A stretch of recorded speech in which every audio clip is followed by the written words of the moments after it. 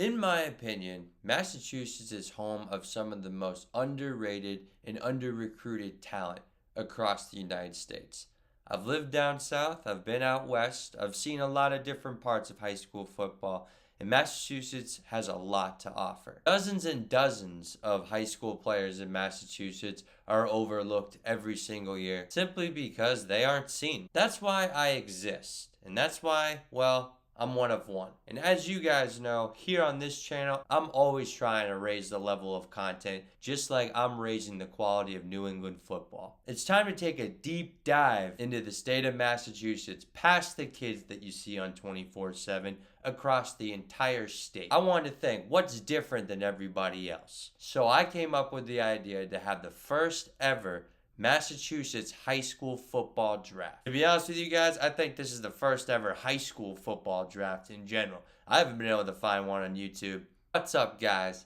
I'm Alex Agrella, and welcome back, or welcome to Recruiting Board. Thank you so much for joining me today for this moment that I've been looking forward to for over a month now. So how this draft will work is we will be drafting 50 players across the state of Massachusetts that we would want to build our team around. We had a lot of talent to evaluate in this process, and it was an absolute blast. Kids were hitting me up on Twitter, kids were hitting me up on Instagram. I had coaches emailing me about this, so we definitely were able to get the word out. Full disclosure though, we can't please everyone. There are so many people worthy of being talked about in this state, and we were only able to focus on 50 of them. These are only our opinions. That doesn't make them right or wrong. This is for pure fun, and this is for content purposes, because on Recruiting Board, we raise the bar. So let me get into the rules of the draft.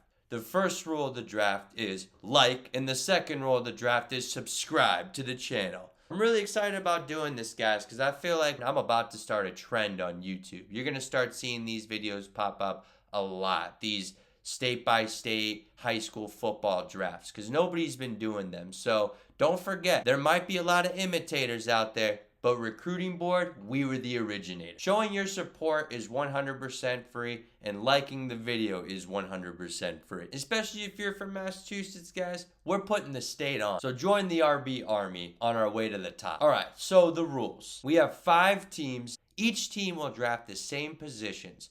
Each team will draft 2 running backs, 2 wide receivers, 2 DBs, 1 linebacker, 1 quarterback, 1 offensive lineman, and 1 defensive lineman. It will be a snake draft. So we will do picks 1 through 5 and then 5 through 1. The order will be completely random, and you are about to see how we are doing it. Biggest rule here, only MIAA athletes will be drafted for this draft. So no, guys, I'm sorry. No Ronan Hannafin, no Samson Okuna. But if you do want to see that draft, NEPSAC, ISL, MIAA, every conference, get this video to 200 likes, and I will gladly do it for you. Here are the contestants for the draft. We got Hector Longo, Kevin Stone, Adam Kirkjan, and John Serenitas. Everyone go follow their platforms. They are all giants in their games themselves. They have been doing this for so long. All of their links will be in the description below. They've been in the game a lot longer than I have, and I have to thank them so much because they helped me make history tonight. I do want to take this time, though, to bring something to your attention. So what many of you have probably seen on social media is that we had a tragic death in the Massachusetts high school football community. One of the Marblehead high school football players, James Galante, tragically lost his life in an accident. We're thinking about you, James. You got a lot of people that love you. There's a GoFundMe right now for a scholarship fund for James. I'm going to put that in the description below as well. So please go show your support. James is a state champion. He was a great player, great kid. Thoughts and prayers for your entire family, James. They have got to be some strong people during this. A lot of people love them too. All right, guys, without further ado, let's get into the 2022 Massachusetts high school football draft. Yeah, thank everybody for being here. So we have Adam Kirkjan, Kevin Stone, John Serenitas, and Hector Luongo. We're all media personalities, if you will. Thanks for having us, Alex. Yeah, appreciate it, man. Yeah, this will be fun. Now let's determine the draft order. This is going to be an interesting showing for our viewers. So It's going to be 100% random, guys. Let's get spinning. So pick number 5. All right, Kevin's picking 5th. Congratulations, Kevin. You got pick number 5. That's about right. Alex, can I go on the record and say this is pretty sketchy right now? Number 4. You're about to get this, Hector, for that comment. No, it's going to be me. Adam, Four pick spot. number 4. Cleanup hitter. Clean up. Pick number 3 will be made by. I got it. Okay. Of course, Hector's in the top 2 after insulting this. All That's right. the only way you could vindicate this process, by giving me the one of the two, Alex. So I know. Only way. Let's I know see. you're good. Second pick will be made by.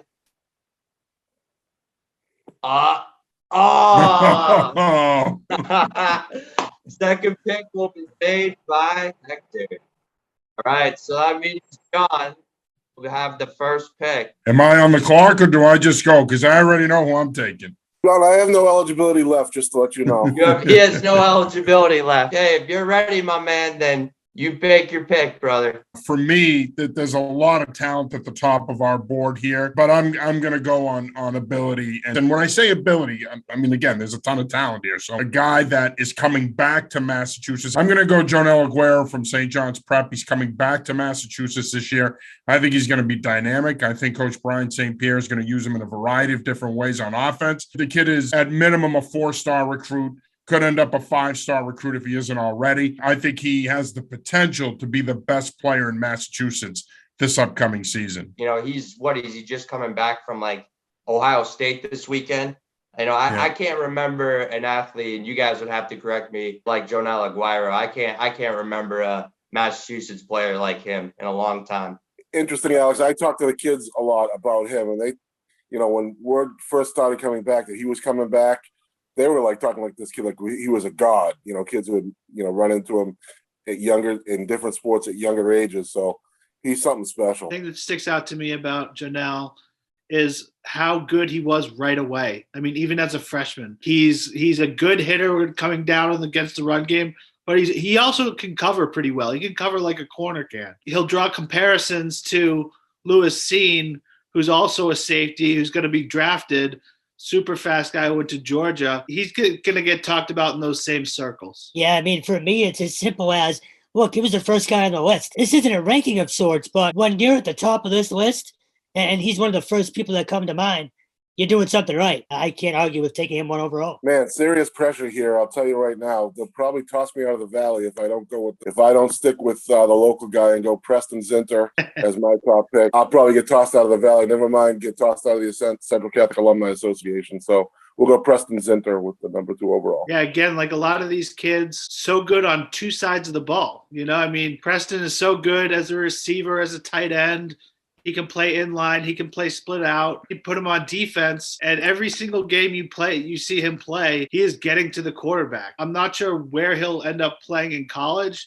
I think he might be playing on defense, but he could play on either side of the ball. He's just a terrific athlete. Yeah, I think he's going to play defense, and I think he's going to play linebacker. I think that his best football in many ways is ahead of him, as good as he's been in high school. I think as a stack linebacker in a 40 front that can play all 3 downs and you can move him around and do some different things with him. I anticipate, knowing what Marcus Freeman likes at Notre Dame, I anticipate that Preston Zinter could play sooner than later when he gets to South Bend. And I think he's signed, sealed, and delivered, and I think he's going to make an impact early for Notre Dame when he gets there. And Alex, me and you saw the Central Catholic game last year. I think it was against Prep, that playoff game.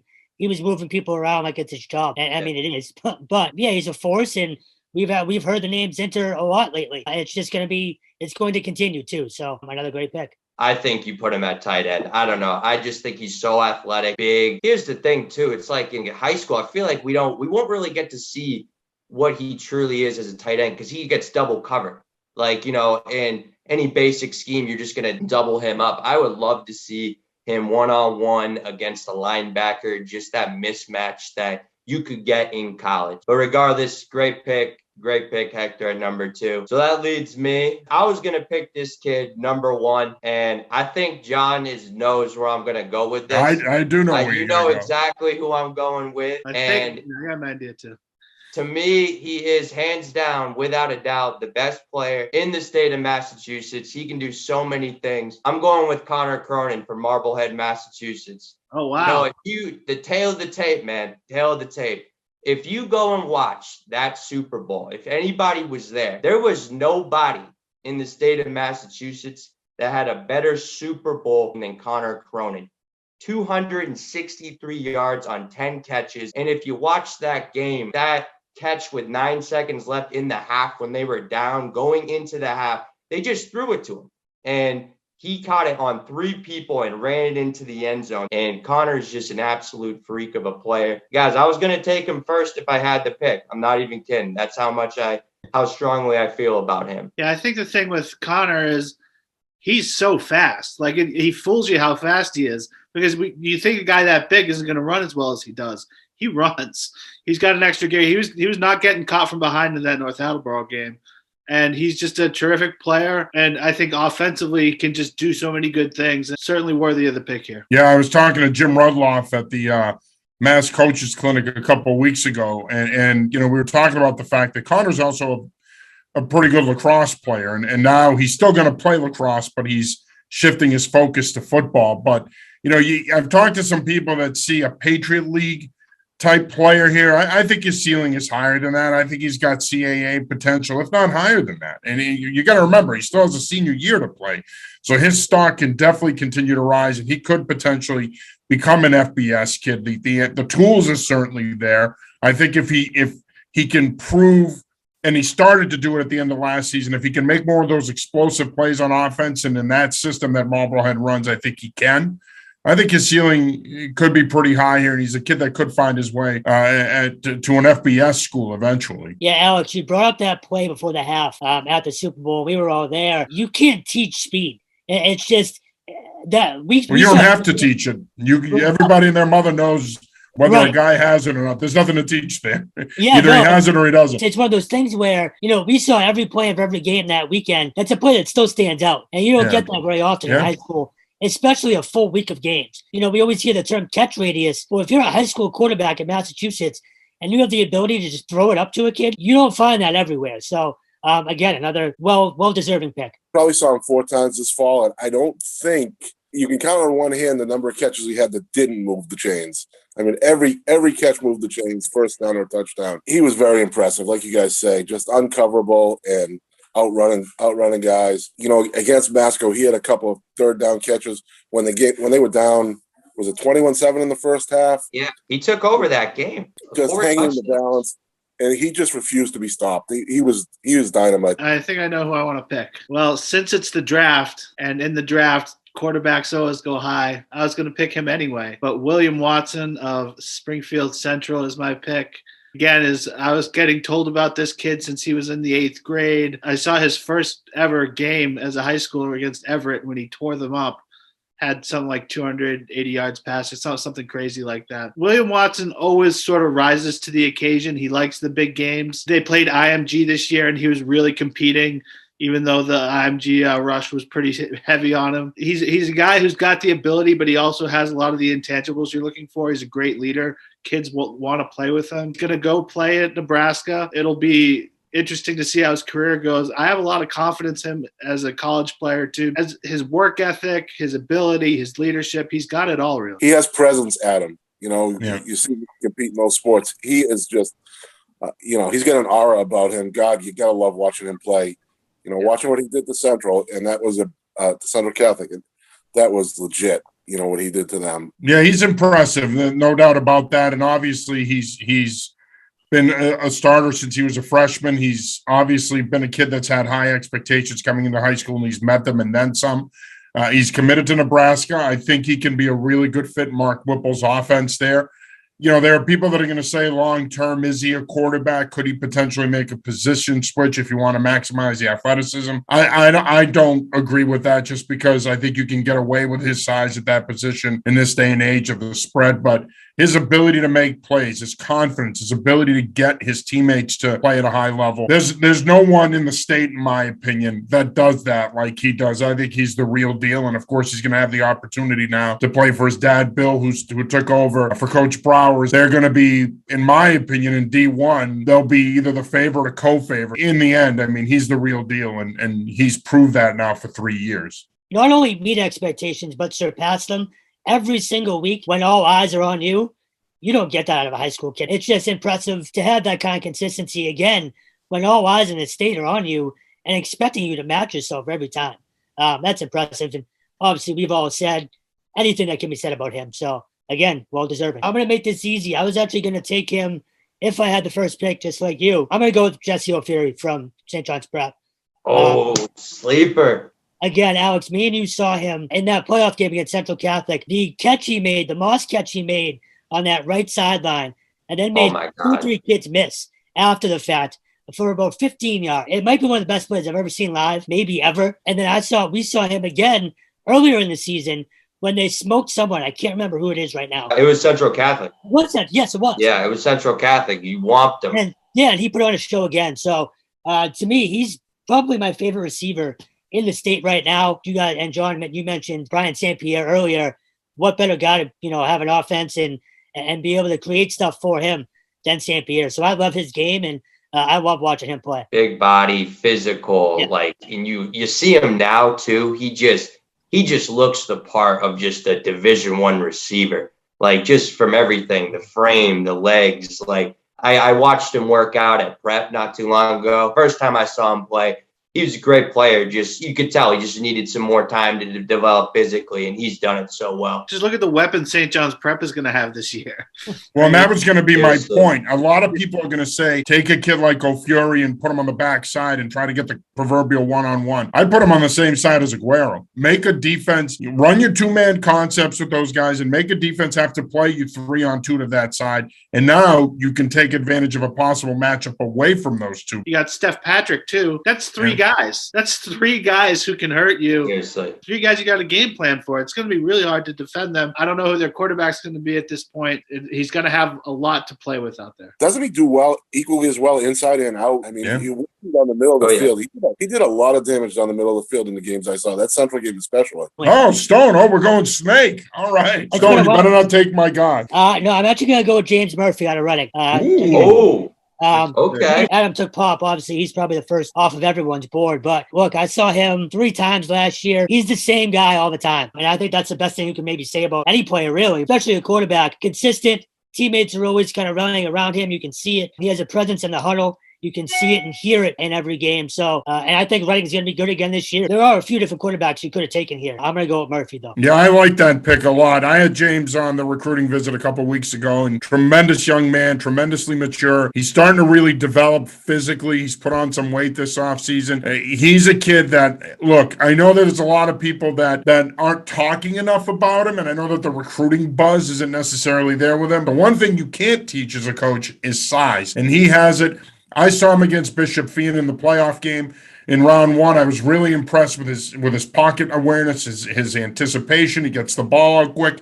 His delivery needs to be tightened a little bit, and I'm sure that he's working on that this offseason. To me, when you look at him and his development and the amount of experience that he has on his resume, this is a kid that I think that the Patriot League school should be in on, that the CAA school should be in on. Someone eventually at that level is going to get a guy that they can develop into a starter down the road. Plus, the other thing you got to take into account, his father, Jim Murphy, was a hell of a quarterback, played at Northeastern, got a chance to play in the NFL with the Patriots.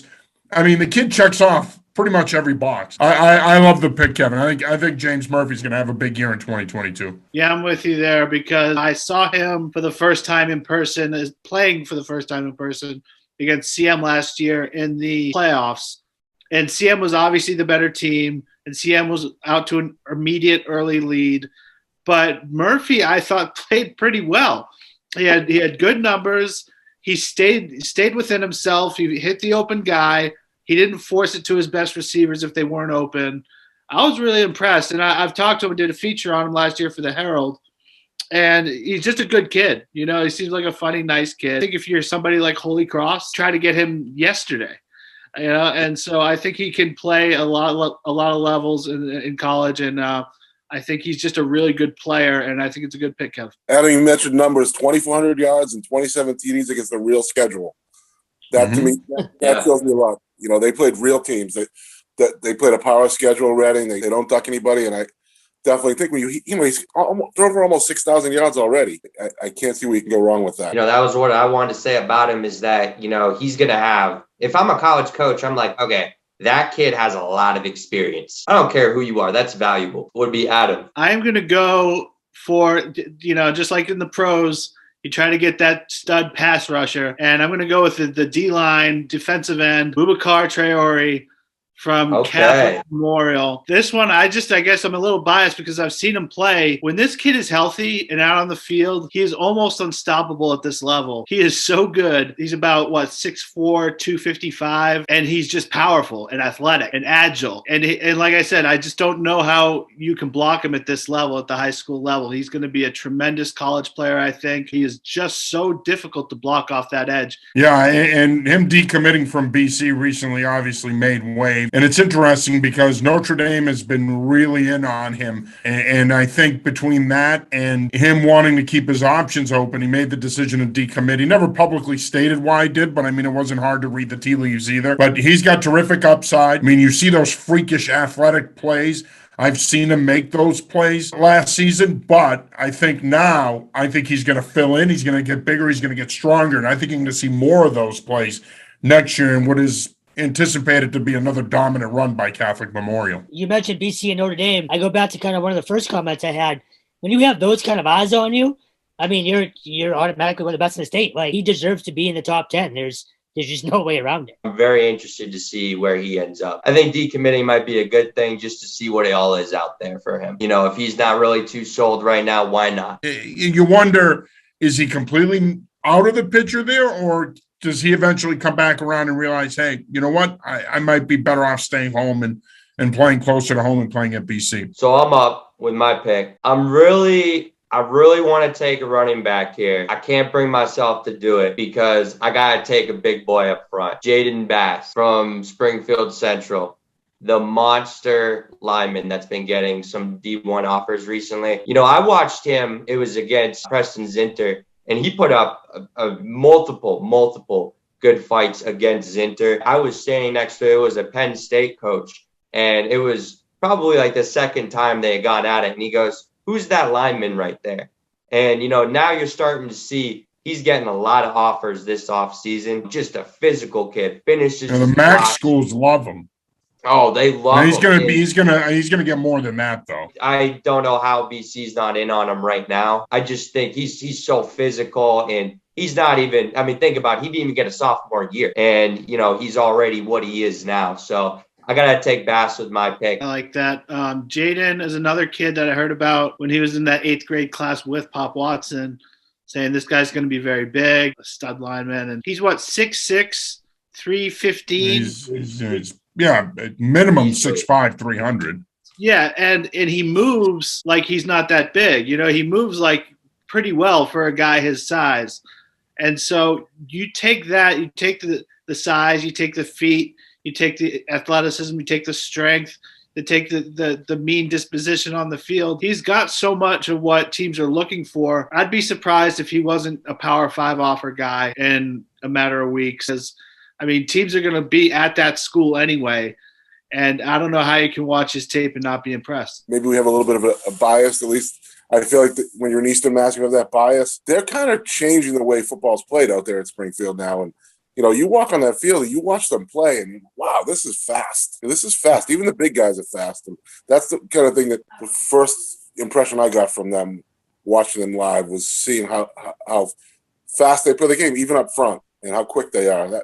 This kid was impressive. Well, I'm not going too far. Okay, I'll tell you that right now. I'm going with this buddy Griffin. I like Griffin's game. Like I said, I watch him play. He plays 2-point, 3-point. Either way, he makes plays in space. Room for growth on that body. He's got very athletic. He's so physical, such a great presence on the line. Good kid too. Yeah, he's a terrific player. He gets to the quarterback a lot, and so, I mean, I think it might have been the Zavarian game. He seemed to play well there. There are a bunch of times where he'll beat his man and then just miss the quarterback or come like a second too late or whatever. But then he'll just the next time get the sack. He's like Traore was. I mean, he's always in the backfield, and that's just so valuable. As the game goes more and more towards passing. And I think he can hold up pretty well in the run game. He's a pretty thick kid. He's not a skinny kid out there. Yeah, no, I was just going to say you guys pretty much hit everything. But for me, again, it just keeps going back to if you're playing for, this successful of a program, then you're going to keep getting the deserving attention. And I'd like to thank you all for not taking the player that I identified as my second pick before this thing even started. And I had a backup player after that if I weren't going to get him. I think this kid's the most underrated player in the state, and that's Carson Harwood, running back out of Catholic Memorial. 17 touchdowns last year, 1,500 yards rushing. The fact that it's taken this long for the kid to get recruited, I know he's got an offer from URI. Bowling Green has offered him. The Macs are getting in on him. But look, the kid is terrific in my opinion. And as much as people want to focus on the receivers there, and Datrell Jones and Jaden Skeet, they're all terrific players. But to me, Carson Harwood, watching CM as much as I did last year, and I watched him play a bunch, and knowing how Dib runs that offense, Carson Harwood, in my opinion, was the key ingredient there. He made that running game go. He is what allowed Datrell Jones on some of their outside stuff to be able to pick up big yards and get those chunk plays because of what he did for them inside the tackles in the run game. And of course, what him and Datrell do for them in their running game opens up everything for them. I think, to me, Carson Harwood is a Division I running back. I think he should be recruited as such. Proves it on the field. He proves it in the weight room. I had him on the recruiting visit a few weeks ago. He's a tremendous kid. He's a lunch pail kind of guy. He's the kind of guy that I love coaching as a guy who likes to pound the crap out of the ball. I would love to have a back like him. I'd give him the damn thing 35 times a game. I think he's the most underrated player in the state. I was gonna say he's an absolute boost. I saw him a couple times. I think the most impressive game I saw him play was actually against Zavarian last year. He's almost impossible to bring down. Runs hard. He stands out. Is probably the best thing I could say about him. Yeah, I mean, you're talking about a kid who's 6'1", 220. Yeah. He's built like somebody who can get the ball 30 times a game, like you were saying, John. I saw CM a fair amount too, and every single game, Carson was having a good game. He was having long touchdown runs, big 100-yard games, and you wonder sort of what is the holdup with some of these schools that aren't offering him and stuff. I think his time will come. He's got some already.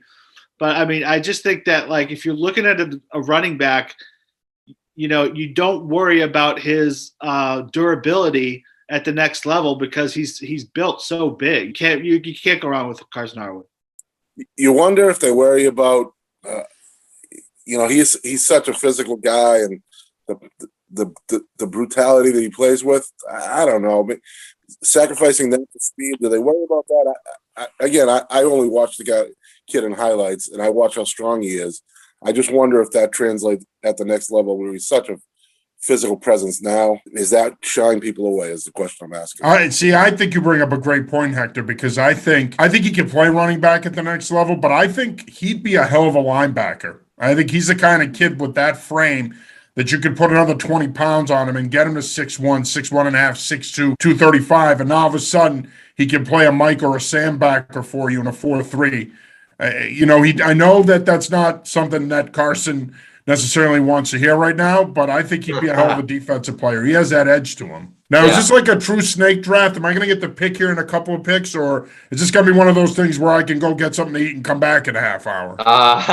Well, if I'm going back to back, the hell with line play. I mean, I could put – it's all about dudes, and it's all about dudes that have the ball in their hands. I'm going to give Central Mass some love here. I'm going to go with a guy that's probably the one guy in this state that most people don't know about east of Route 2. and that's Angelo LaRose, who's out of what was formerly Worcester South. Okay. LaRose put up huge numbers last year. And when I say huge numbers, people are going to say there's no way that he put up those kinds of numbers, but he had 2,905 yards rushing. He had 40 touchdowns. Folks, these are not imaginary made-up video game numbers. These are the kids' numbers.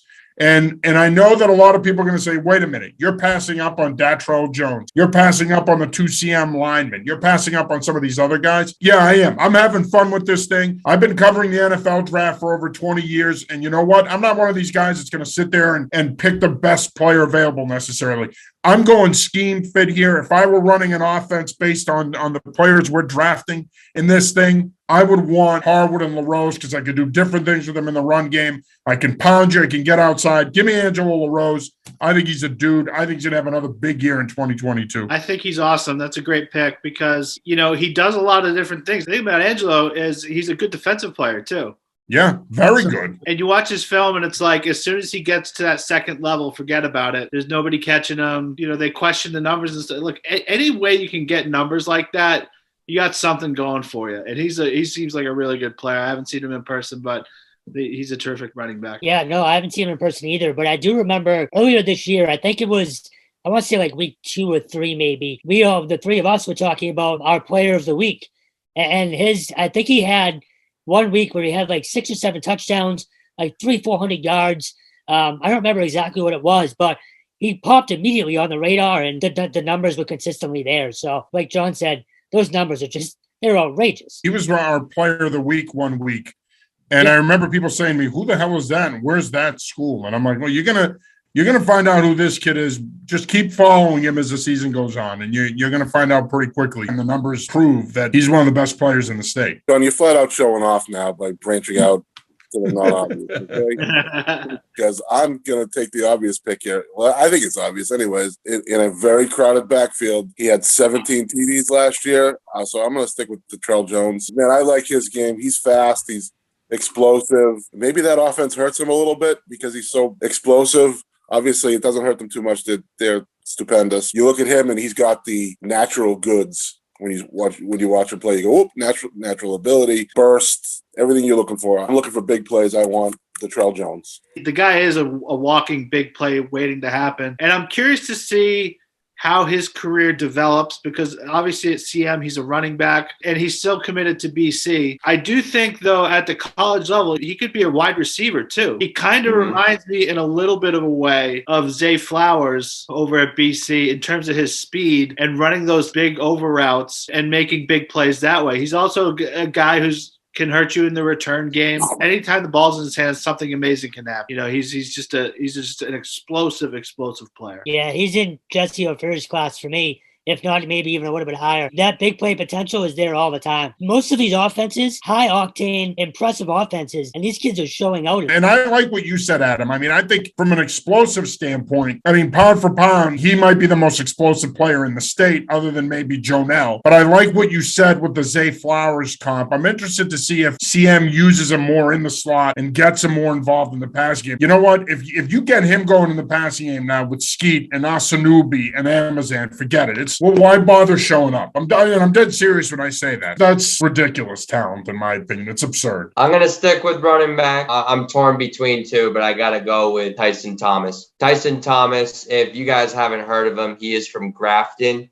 Only a sophomore, 2024. This is why I started the draft, was to find kids like him. That kid can absolutely fly. He had 1,200 yards and 18 TDs in his sophomore year. He is an absolute dynamic returner. I think hands down, he's going to be an FBS kid. He's just coming from a small high school one. So much upside on this kid. This is the same school that produced the Malafanu brothers. Yeah, John, I'm glad you brought that up. I was going to say, first, I saw him against Marlboro. Alex, everything you said is dead on. But just to that point, Grafton's been good for a while now, and people just don't realize. And you mentioned it, the talent is there. People just don't really, again, it's that CMAS, bias. It is what it is. When you pump out the Malafanu brothers and they make it to the NFL, it's a perfect place for a guy like Thomas to stay. They had a great year last year. They played Situate very tough in the playoffs. And Thomas is just a speedster. Curious to see what his times would be like in certain things, but I think he's a very good player. All right. I'm going to go to a guy who I think is going to be a pretty big recruit in the next couple years, and that is Cam Montero, the wide receiver out of Brockton. Wow. You're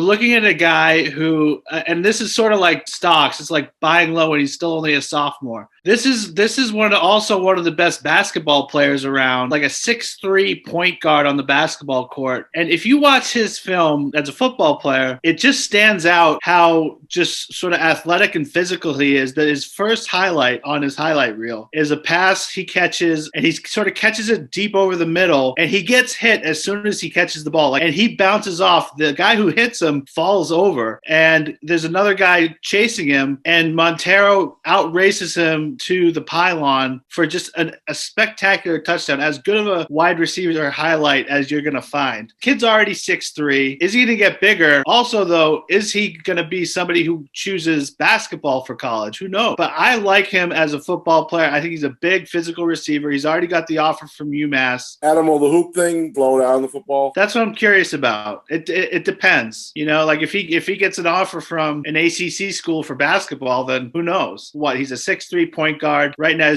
a shot is developing, but, we'll see what happens. It's harder to get a scholarship in basketball. I've never seen him play basketball, but I know what he could do on the football field. Terrific athlete. There's so many different ways that you can get him the ball. There's just more roster spots, more of an opportunity in football. And I think that gets lost on people that want the basketball scholarship or people that want to get drafted to play baseball. Kevin, you're up next, my brother. I have not taken a big guy yet. I'm going to go with Case Mankins from right. Yeah, that was a good pick. Had the pleasure of talking to him for a story along with Dante Bruschi a couple months ago now. Great kid. Obviously, the genes speak for themselves, but he's, top, what would you guys say, 10 linemen in the state at least, Easily. if not maybe top 5. For me, it's an easy one. 6'3", big boy, and he's still developing. And I talked to his coach maybe a month or so ago, and he was saying how he was really showing out on the defensive side of the ball this year. So he's a good defensive lineman. He's a good offensive lineman. Obviously got the bloodlines. Really good player. Me and Hector, you saw him play. That night at Fenwick. Yeah. And remember, he got that pick that literally changed the entire game. He basically took that game over. Very impressive, athletic. You can tell he's a basketball player. Very physical kid.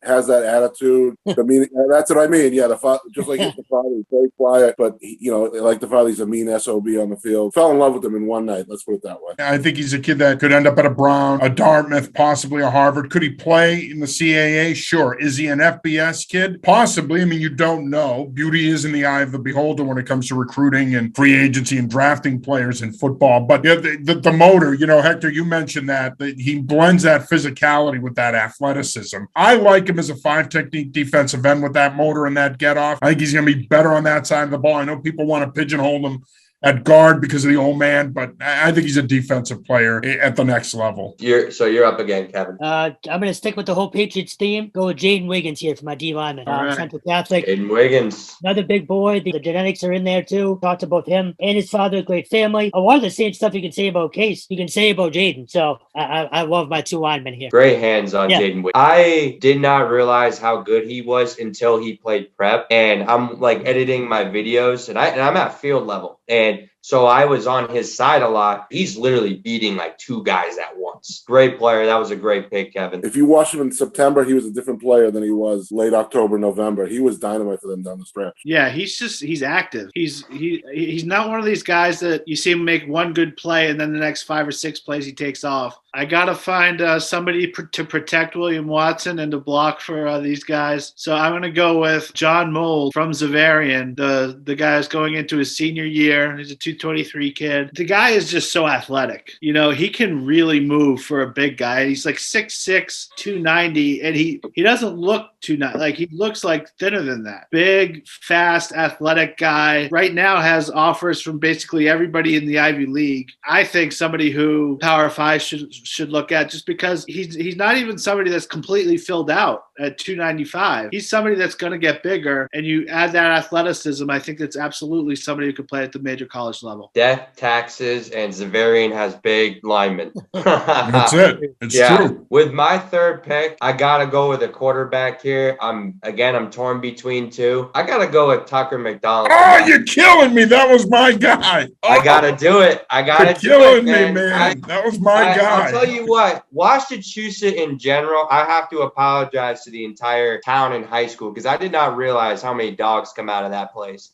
Tucker McDonald is just next to Pop, easily the second most dynamic dual threat in the state. He can throw it. They use him in waggles. He plays under center, but he also will go and he plays it through the shotgun. I think he is so accurate, especially with how much they have him running. I fell in love with this game. I personally want to make it a point that I'll probably go and see Washington play live. Again, I was impressed with a lot of guys they have on their team. They do a lot of wing T, and so a lot of the passes he has are sort of waggles, rollouts, stuff like that, like you said. But this guy can make a lot of different plays, and he's got a pretty live arm. He's got one of the stronger arms in the state. I think he's going to develop, though. I think you're going to start to see them do some different things with him this season. First of all, I think they know that from a pocket presence standpoint, the physical tools are there where he can throw from the pocket in the 3-step game, 5-step game, and certainly in the play action game. And they're a team. I saw them against Franklin last year in week 1. At that point in his development, he was still a little raw. You saw the size, the physical tools. You saw that he had that easy release. He can make throws on a consistent basis, but I think that they need to elevate his game through their scheme. I think you got to do a little bit more with him from the pocket. Yeah, so I saw him in the playoff game against St. John's Prep. Now they lost. I'm looking at the score right now. It was 50-27. That kid single-handedly kept it within range for 3.5 quarters. He was incredible. The thing that got me, and if I'm remembering correctly, he uses his legs a lot. And it might have just been, he didn't have a choice that night, but he can move too. I loved watching. He's got that will that a lot of kids that separate the great from good. He has that will. You see that in watching him play. Pretty cool to watch. So I'm up, huh? Has any freshman gone yet? Any freshman? No. Because I'm planning for the future here. I am going to go with Chelmsford offensive lineman Thomas Brown. Dad was a lineman with some of those great Pittsburgh teams of the early to mid 80s, I want to say. His dad, Bobby Brown, was another Chelmsford High guy. Recent third place finisher, 285 pounds in the New England Wrestling Championships. Got great feet, strong base, quick hands, everything you want to see. He's placing at nationals this weekend as a freshman. I think they listed him at 6'3", 240 or somewhere in there, 6'4", 240. Once Makins went off the board, he was the next lineman I wanted to have on offense. So like his game a lot. Caught him this fall. Going to be a 4-year starter if he stays at Chelmsford. To start as a freshman in that league is pretty impressive. Up front, especially, I like what he's got behind him. I'd love nothing more than to see Chelmsford make a comeback. The Merrimack Valley Conference needs Chelmsford to be good. It takes a different vein on when they're good. So hopefully maybe this kid can lead something. And their roster used to be 100 kids. Yeah. And they had numbers out the wazoo, and every year they'd run the I formation and run it down your throat. So I want to see that program get back to its old ways. Am I up? Yes, sir. Oh, it's about time. All right. As emotional as I got, here's the deal with McDonald. I wanted to pick him to give Central Mass some more love. I gave them love with LaRose. I wanted to give him some more love with Tucker. And I'm going to go with Michael Landolfi, quarterback from Hanover High School, 32 touchdown passes last season. He completed over 70% of his passes. I love the kid. I love his demeanor. I love his presence both in and out of the pocket. He's a really good athlete. He can reset the pocket. He can extend plays. Here's a kid who I think is highly underrated in the recruiting process right now in Eastern Massachusetts. He's a kid that I think, depending on how the rest of his spring goes and how his summer goes, he's a kid that could start to get more recruiting attention and get on more people's radars. I like the kid a lot. I like his moxie. I like his tools physically in terms of what he could do with his release and how he plays the position. You can tell he's well coached. As far as quarterback is concerned, you can't go wrong with this kid. I'm pretty excited to be getting him here. Yeah. And then you look at his highlights. He's not dinking and dunking. He's he's going downfield, Yeah. and he's accurate downfield and making plays. So that team Hanover was pretty good too. That they had a number of good players on that team. I think he's a good player. I've neglected the offensive line. So I'm going to go with some upside here. I'm going to go with a guy that I think a lot of people are going to get to know in the next 2 years. Going to be a junior this fall, and that's Aguero Lambert, the offensive tackle from Catholic Memorial. Got to see him play a bunch last season. Got a really good look at him prior to the Super Bowl against King Philip. And look, the physical, the size is there, the tools are there, the length is there, the feet and athleticism are coming along. He's going to be a kid that's going to get a lot of Power 5 FBS attention. We're only seeing the beginning of that. As he continues to grow and develop into that frame and the way he's playing the game, he's going to be a very popular young man in the next 2 years with FBS schools here in Massachusetts. So he's my pick. He hasn't even scratched the surface yet. Like this was his first year playing football. Yeah. Like he literally, the potential's through the roof on that kid. What's going to matter for him is can those feet come along? Can that body coordinate itself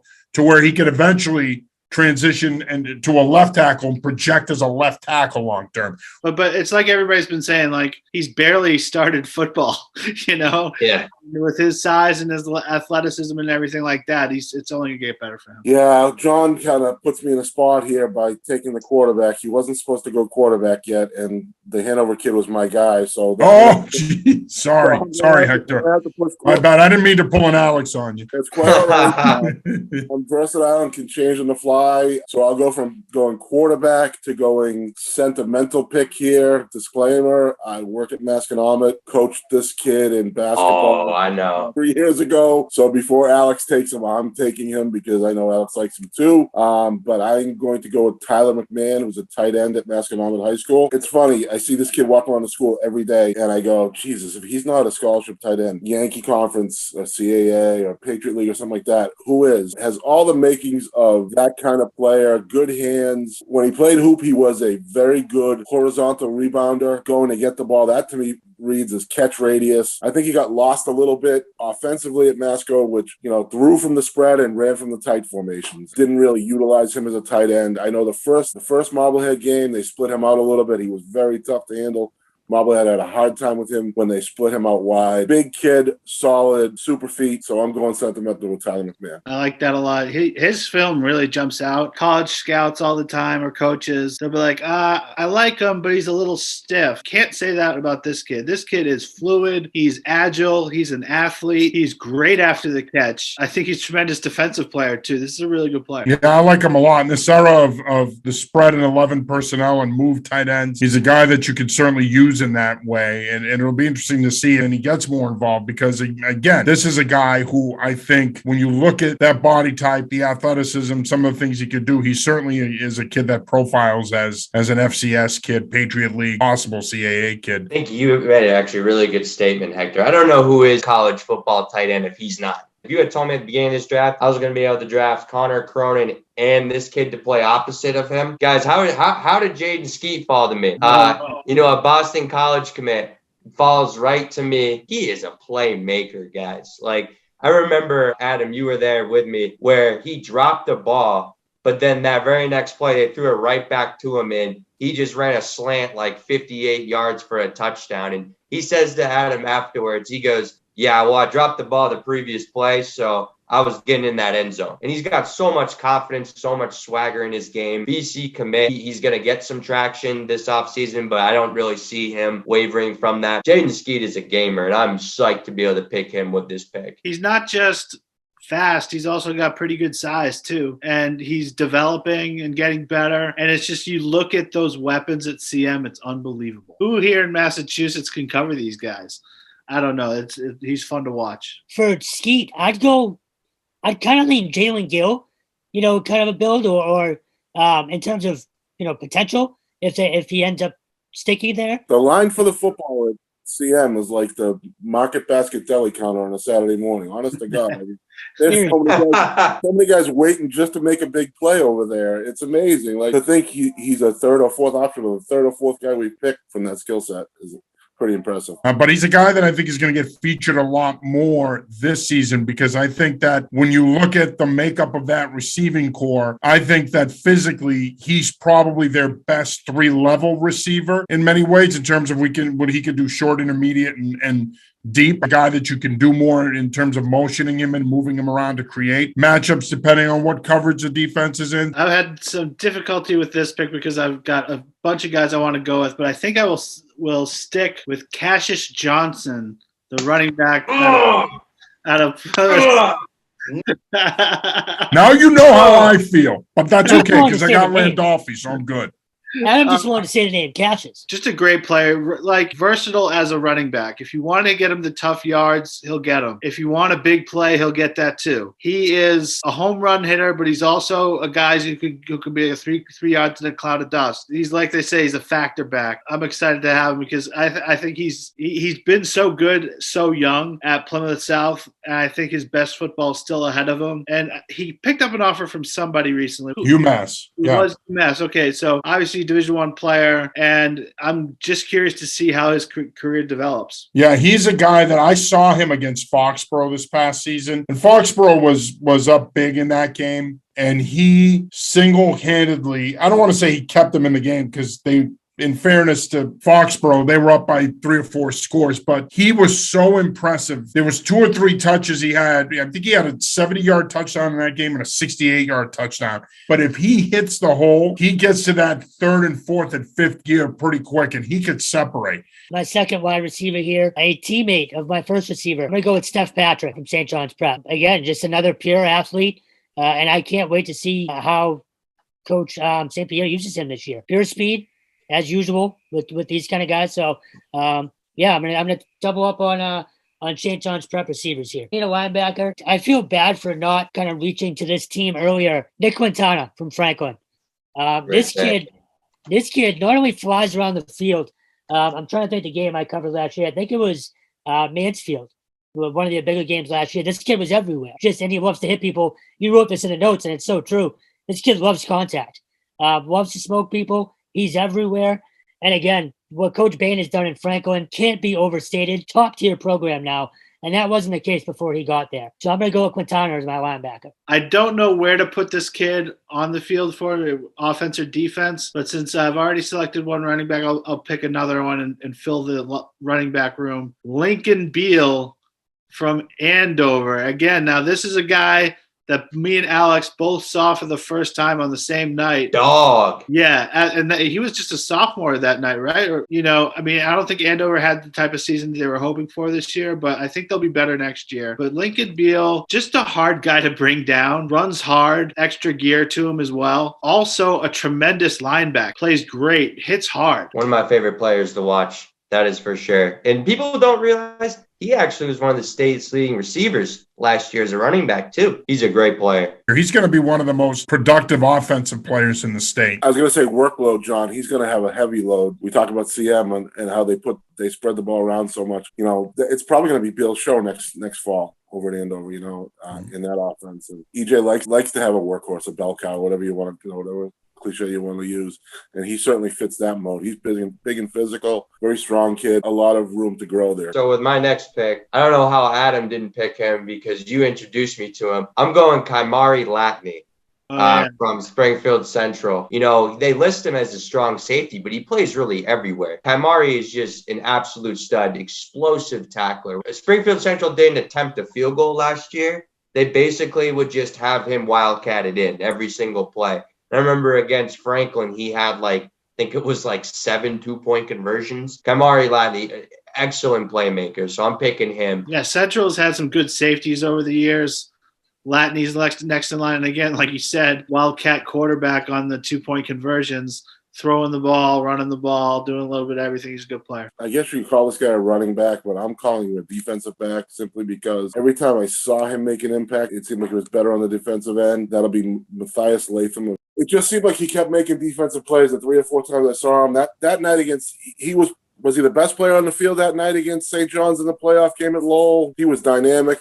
He was tremendous on both sides that night. Made a ton of big plays, and they were run to Foxborough. So Very impressed with his game. Yeah, I like Latham. Latham's one of the more impressive two-way players in the state. Plenty of film of him playing running back and defensive back. I like him at DB. I think that's what he's built as. You know what? I'm going to go off the board here. I'm going to go off the board a couple of times here before this thing's over. But I'm going to address the receiver position, and I'm going to go with Trevor Foley, who's going to be a junior out of Mansfield. 6'4", buck 80. Saw him play a bunch this past season. I didn't coach against him in the fall 2 season when I was the offensive coordinator at King Philip. But let me tell you something. When you think about what Mansfield's had there in terms of the talent they have, I mean, that 2019 team they had was a wagon and a half. But this kid, wide catch radius, terrific route runner, strong hands. He's a real matchup problem in plus territory. Starts on the basketball team as a sophomore. And you see those basketball skills translate to football, especially in the red zone, when he is one-on-one on those fades and back shoulder throws where he can go up and use his height and his hands to get the ball. He is an impressive player. He's going to be one of the best receivers in the state the next 2 years. Reminds me of a kid that played there a few years ago, Brendan Hill. Similar type of kid. Although I think this kid might be a little bit more athletic. Long term, I think he profiles minimum as an FCS kid if he chooses to pursue football. But if you don't know about Trevor Foley, put the name on your radar. He's legit. He's the real deal. He's a kid you need to know. I love Foley. I love that pick. When I saw Mansfield play, I saw them play a lot. Teams were very aware of where Foley was, but he still made plays. He runs pretty good routes for a kid his age. Again, you're talking about 6'4", can go up and get it. Like a kid with a ton of potential moving forward. Yeah, John, it's funny. I actually remember you telling me to kind of keep an eye out for him before, I believe, the Franklin game. And he stood out. He stood out that night and pretty much all season. So, all right, so I'm up again. Off again. I'm going off the board again. My linebacker pick is going to be Rudy Gately out of King Philip. Yes, there is KP bias there, I will admit. But look, here's the deal. KP bias, my you-know-what. This kid was one of the best players in the state last year, in my opinion, as a junior. He finished on the All-26 team as a linebacker. He's a workhorse at running back. If you know anything about King Philip's history with the running back, we love to give the ball to our backs. We've been fortunate through the years here to have a lot of really good backs come through. But when you look at him, he's not going to necessarily pop as one of those elite looking athletes and players. But let me tell you something. Pound for pound, he's going to be one of the best players in the state next year. But he is going to be the key cog in that KP offense and defense next year. Time for me to go quarterback. Again, it's kind of an unsung thing. Maybe he's not as well known as some of these other guys, but you know what? I'm going to hold off on that because I got to be honest with you. I'm conflicted on the quarterback situation. There's a couple guys in the valley I have my eye on. So I'm going to make the simple pick here and go back to the prep and go running back with Carson Brown. Love the way he came alive this fall during the season. They were a different team with him in the lineup than they were without him. Tough kid, hard-nosed runner. I like the way he played. He kept them in game, going at times. He kept them really going at times. Very impressed with him. Wasn't afraid to carry the load at times. That kid just has a tremendous story. And what a comeback for Carson Brown. He wants it all, man. Like, he never wants to be off the field. Tough runner. Like, he might not look big, but he is a thick kid. He is a monster in the weight room. I've seen it personally. Hector, that was a great pick, man. And I was going to pick Cassius, but I guess that's not happening now. Courtesy of All Christian. right, I got to go Jojo Uga from Weston. Nice pick. Here's a guy who I might have to introduce the entire state to him because he's got everything you want on his film. He's spinning. He's catching out of the backfield. He's trucking people, long runs. He does it all. And he was spamming me to watch his film, him and all of his friends. And guess what, guys? It worked because he is an absolute stud. Again, I'm really surprised he fell to me. Yeah, I've known his coach, Jim Wilcon, for over 20 years now. Jim and I go way back. And Jim reached out to me about a month ago. He said, listen, he's like, I've known you for a long time. And these were his words. You got to get this kid out there. So I said, yeah, we'll have him on. And then I love that you had him on the list, Alex, because I'm like, you're 100% right. I think he's a gem. He's a hidden gem. A lot of people don't know about this kid. And now I think courtesy of this and what the two of us are doing with our respective businesses, hopefully we can get this kid's name out there more and he can get the recruiting attention he deserves. Yeah, both my guys, both my back. I don't really care about stars. I know what I see on tape and both my backs. We got Tyson Thomas and Uga. Nobody's stopping me. I'm going to go with another standout from CM for my second receiver and last receiver. You're gonna take a guy that I wanted. Teo Osanubi. Yeah. Wow, is this kid impressive. Yeah, Alex, you were at this game as well, the LaSalle game. I mean, he was just uncoverable. I mean, he runs great routes. He really explodes out of his cuts. Good hands, a tremendous player. I think he's going to have another breakout year. He is just another on the long line of CM standouts. Yeah, people forget UMass offered him as an 8th grader. He's gotten a couple offers since then. Buffalo just offered, but no, he's a kid. He scored a touchdown in the Super Bowl. He's impressive. And again, it goes back to what we were saying earlier, right? Like there's just so many mouths to feed there. You take a kid like him and you put him in any other program in Eastern Mass or in the state for that matter, and he's a kid he's the number one receiver. He's the guy that gets the lion's share of the targets, but in that system with that much talent around him, it's harder. I'm going to go DB here. I don't have any yet, and there's too much talent at receiver in this state to not have a shutdown corner. I'm going to go Max Tucker. That's a good one. As you wrote, Alex, and it's so true. He's literally a shutdown corner, and I'm not sure how many kids you can say that about in Massachusetts. The definition of it, 6 feet, 187, and he's got the offers from Brown, Bowling Green, UMass, UConn, Villanova, and Rhode Island. I mean, what more can you want on the resume? Great special teams player, too. Max Tucker is an absolute monster. It's like I'm in a fancy draft right now. You know what? I'm going to go with the other one. David Afago from CM. Nice. Now I need one on both sides. I'm going to take him. Same thing, too. Another great athlete. I distinctively remember watching him cover a lot of very talented receivers, whether it was Javarian, whether it was against Prep. So, I'm going to ride with the CM kids at corner. All right. I think I saw quite a bit last year was Divine Johnson from Franklin, like a shutdown corner. I really do think he's that good. Franklin had a big senior class last year, so Divine will probably be one of the leaders on this year's team. Gotta take away the pass. Go with Divine Johnson there. True cover corner right there. DB as well. Or excuse me, no, I'm going to pick a defensive lineman. I'm going to go with Nathan LaPlante from Taunton. This is a guy who will be set to explode. He has been getting some D1 traction. Just an absolute animal on the defensive end, 6'3". I was really impressed with his film, though. Has great get off. So I'll be picking Nathan LaPlante with my next pick. I will go with a quarterback finally after much debate. I'll go with Scott Brown of Andover. I'm going to go with him. The Methuen people yell at me and tell me I'm a loser for not taking the Easton kid, but he threw for almost 2,000 yards this year, 18 TDs, only 5 picks. Feels like he's been there forever. He's going to play baseball in college, but definitely like him as a player. All right, I'm going to go with my defensive lineman, Chris Cisse from King Philip. I think long-term, he projects as an offensive tackle at the college level, but I could also see him potentially playing defensive tackle. He's long, he's athletic, he's 6'6", 250. I think his best football is ahead of him. I've gotten a chance to coach him. He's a quiet, mild-mannered kid, but he's smart. He's got a lot of upside, and like I said, I think his best football is ahead of him, meaning he's going to be playing it, I think, at the collegiate level if he develops. Well, since I'm picking again, Jonell was my first defensive back. Then I'm going to go with Anthony Busa from Zavarian. I like Anthony a lot. Zavarian the last few years has had a lot of players similar to Anthony. These really good athletic guys that are between 5'9" and 6 feet can play in the slot and outside on defense. Alfrenaro's defense, not easy. It's a pretty complex scheme, and it's a scheme that if you want to play in college, gets you ready to play in college. Anthony, I think, is a guy that is going to be one of their anchors in that secondary. He's going to be pretty good. I think that defense with Matt DeFeo up front and some of the guys that they're returning could be pretty good. So my pick for my second DB is Anthony Busa. All right, so I need one receiver and one DB, right? 2 more picks. Ready defensive back, Aiden Beckenhouse's gone yet? Nope.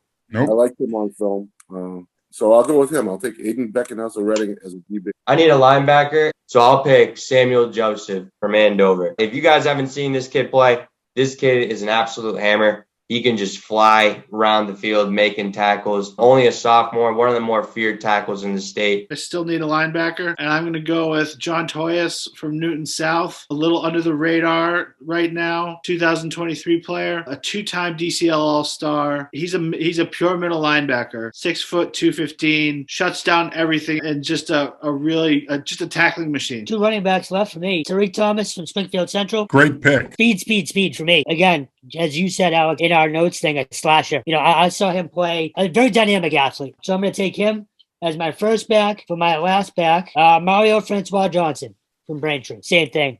Needed the back, and he's a very talented kid. Doesn't get noticed as much just because he plays for Braintree. And I guess that's probably not fair, but Another good He's bet. starting to get traction though, and he's a Yeah. kid that I think with a good summer in terms of camps and combines, his name could get out there more. But he's definitely an under the radar kid. I'm going DB, and I'm picking Charlie Camella from X, picking a young cornerback right there. So his first game ever was he had to lock down Ish Zamore, a BC commit. That's not going to be easy. And I think throughout the season, he just showed tremendous stride, good ball skills, good size. I think that he's going to be a force, and he was only a sophomore this year. So I'm picking Charlie Camella, and that will round out my DB backfield. All right, and I need a receiver, and I'm sticking with my newly found Northeastern Conference ties. Guess I have to go to Peabody and grab Eli Batista. Big play That's guy. such a good pick. Obviously, they're not, upswing in their program, but he's an athlete, an explosive kind of kid, and I damn glad to have him with my last pick in this draft. All right, John, round it up. All right. Well, I need to take a receiver, and I'm going to go with a guy that could end up having a big year, but I'm going to go with Mervin's Amazon. Everett transfer. It's 6'3", a guy that got better as the year went on last year, started to really become a factor for them in that offense halfway through the season. Really impressed with him when I saw him against Bishop Hendricken and against Zavarian. Another guy that while I think Jaden Skeet could end up profiling more as their number one, you got Asanubi. He probably slots into the 3 for them. I think he's a guy, though, that when you look at that size and how strong he is in one-on-one situations down the field, I think he's a guy that's going to make a lot of plays. So my pick is Mervin Amazon. I think that's it, my friend. I think we all drafted. Thank you guys so much for participating. I don't know about you guys, but I had so much fun doing this. This was a lot of fun. Yeah, it was cool. I would like to do another one with all the state, ISL, all of that. If you guys are down, I know that people want to see it. Actually, I think Adam said that we could all go to his house. But guys, thank you so much for being a part of this. Thank you everyone for watching. Alex, thank you for coming up with this idea and wanting to collaborate. We enjoy collaborating with you and working with Hector on this, and I think it's great. I think we're going to get a lot of great feedback on this, and I think it'll be good for both our companies. And I think it's something that I think people are going to have a lot of fun with, and there'll be a lot of debate. And there's a lot of great players, by the way, that didn't get taken, but that doesn't mean you don't belong in the conversation. So awesome time. Thanks for having us. Yeah, this Yeah, is well a done, Alex. great idea, Alex. This is a great idea.